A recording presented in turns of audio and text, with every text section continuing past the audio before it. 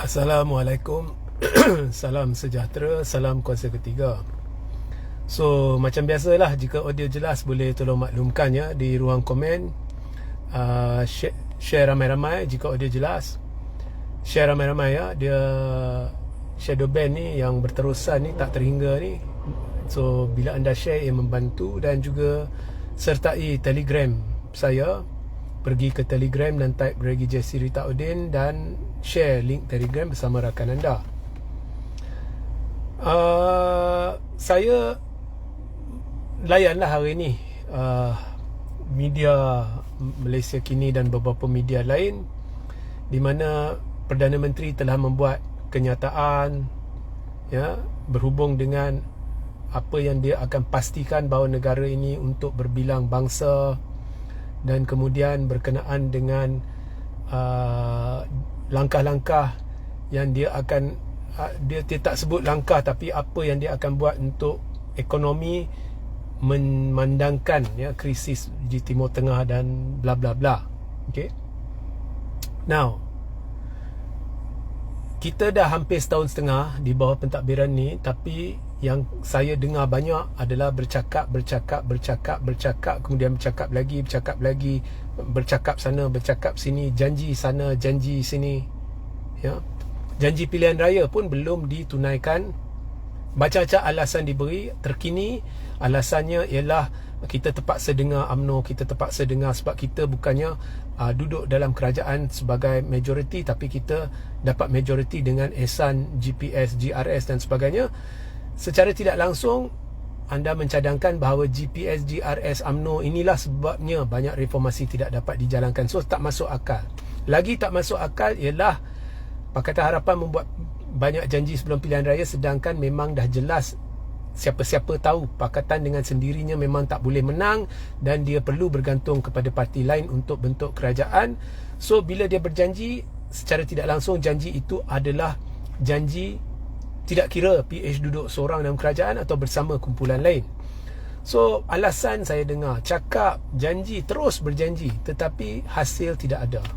Ekonomi terus merudum, FDI merosot, equity aset ya, pelabur ni semua mengalir keluar, berbilion-bilion ringgit pada tahap terburuk dalam sejarah 3 dekad lebih. Okay. So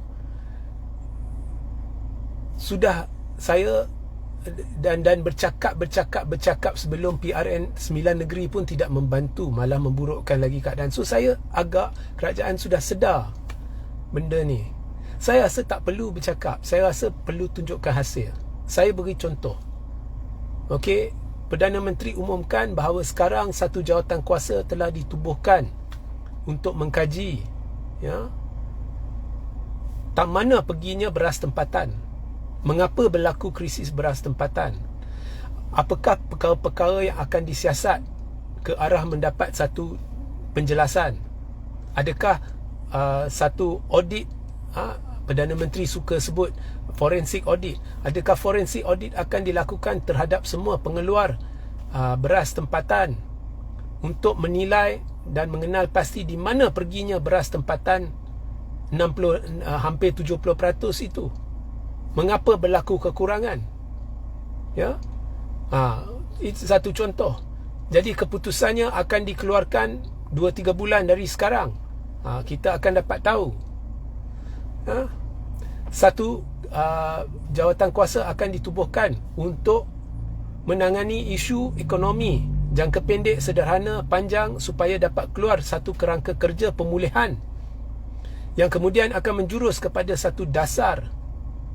Kajian akan dipecahkan kepada 2 bahagian. Satu, kesan global kepada ekonomi kita. Satu lagi, kesan dalaman, sosiopolitik, sosioekonomi kepada apa yang sedang berlaku. Mengapa ianya berlaku? Mengapa kita terkesan lebih teruk daripada negara-negara serantau? Itu satu contoh kenyataan yang boleh dibuat. Okay. So saya rasa pelabur pun dahagakan maklumat ini. Pelabur dahagakan petunjuk-petunjuk yang dapat meyakinkan mereka bahawa kerajaan sedang mengorak langkah. Setakat ini tidak ada. Tidak ada keyakinan pada diri saya, pada orang di luar sana, Saya kira pada pelabur mana-mana yang waras tidak ada keyakinan. So kita tak perlu janji, kita tak perlu percakapan, dah banyak kita dengar. Kita perlu hasil. Sekurang-kurangnya kalau tidak ada hasil, langkah-langkah konkret. Sebab sekarang ni di bawah pentadbiran ni amat jelas polisi dia tidak teratur, tidak seragam, tidak adil. Dari sudut pentadbiran maupun dari sudut penguatkuasaan dan sebagainya. Contohnya tindakan-tindakan yang diambil kalau bandingkan pembangkang dengan kerajaan. Saya dengar baru-baru ini ada satu portal disiasat, kemudian ini dirampas, itu dirampas hanya kerana satu video. Itu saya tak gaduh. Tapi ada lagi satu portal yang memang berkait secara langsung dengan parti utama kerajaan, PH, di mana terang-terang dia telah memfitnah berkenaan dengan satu titah Sultan Pahang, dan ini telah disebut oleh Sultan Pahang. Ini memang 3R tahap paling kritikal.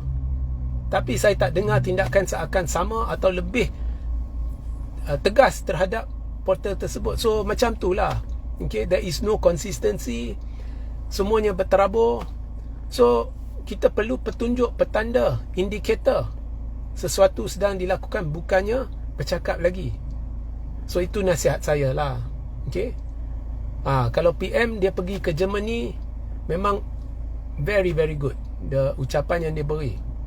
Tetapi di bahagian domestik banyak perkara perlu diatasi. Sebab pelaburan ni bukan hanya melibatkan apa yang kita cakap kat luar atau kemampuan negara dari sudut kewangan, dari sudut kewangan lah, okay? Tetapi juga dari sudut pentadbiran. How credible is the administration? Kerana akhirnya bila pelabur melabur, dia melabur menerusi perjanjian-perjanjian dengan pentadbiran. Kalau pentadbiran dilihat tidak adil, kalau dilihat contohnya SPRM ni memihak kepada kerajaan secara tidak adil, ya, semua ni masalah, ya. So itulah, saya tak nak sebut lagi lah. Di dalam pentadbiran ini ada individu yang didakwa, ada jenayah ini. Siapa yang dakwa? Depa yang dakwa, bukan saya yang dakwa. Depa yang dakwa, PM yang dakwa, Anthony Locke yang dakwa. Ada hitam putih, malah hitam putih didedahkan. Tapi dia bawa, bila depa dah menang, depa bawa orang tu naik ke atas. How are you going to solve that problem dengan investor? Cerita nak berpantras rasuah, nak tegas, cerita macam mana pun orang tertanya-tanya, apa pula kisah dengan orang ni. So you have to solve that problem lah. How you going to do it, that's up to you. Tapi inilah perkara-perkara yang menjadi perhatian. Sebab orang nak yakin, pelabur nak yakin. Kalau dia lihat orang yang mereka dakwa adalah antara sebab berlaku kegagalan dalam satu projek kapal berbilion ringgit, ya, yang melibatkan pelaburan ni, syarikat luar. Kemudian mereka naikkan orang tu, orang takut melabur.